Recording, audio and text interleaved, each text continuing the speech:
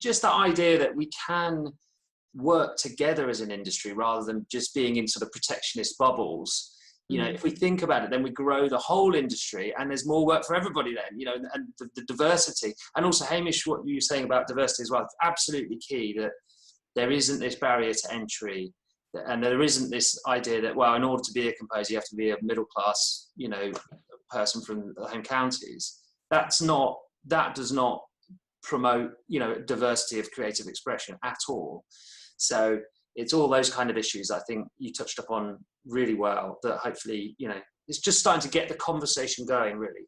I think what is really great about these conversations and these videos that you guys are doing is that also, as a composer coming into the industry, you look up to role models a lot, you know, and you kind of see people around you like, oh, I want to be like them. And if you're constantly seeing people that do not talk about any of the actual real, you know, mental health issues or the real stresses or the dynamics between various relationships, and same with agents as well as composers. But, you know, if everyone's just like stoic and ambitious and works through the night, and like, that's not the role model the next generation needs.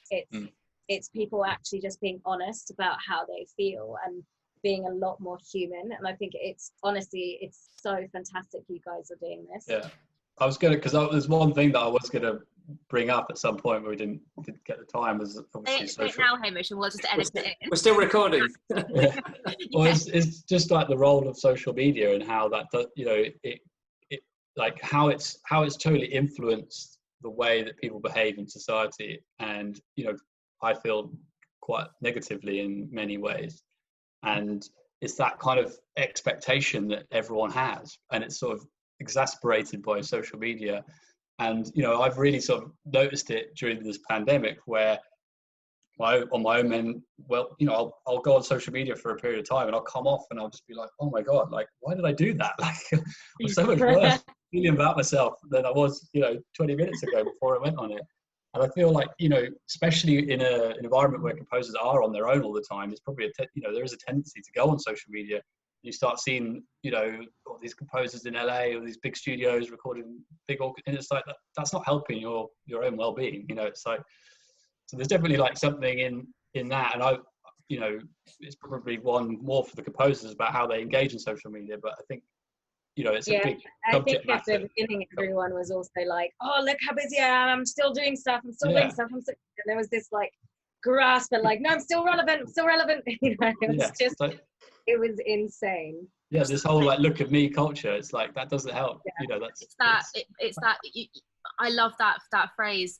Social media is what you're seeing is people's highlight reel.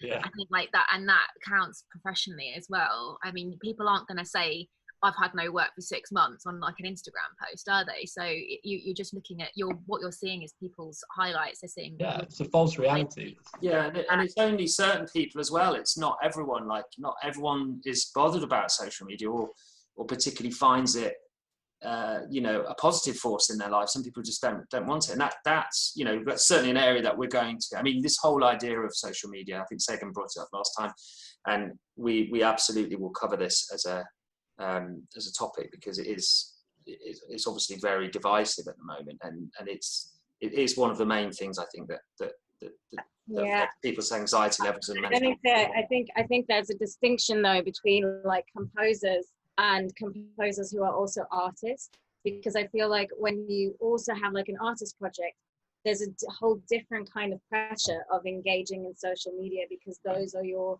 audiences, those are your followers, and then you've got added pressure from labels or, you know, managers, other institutions trying to build that. And as a composer, it's easier to maybe segregate that from your actual work.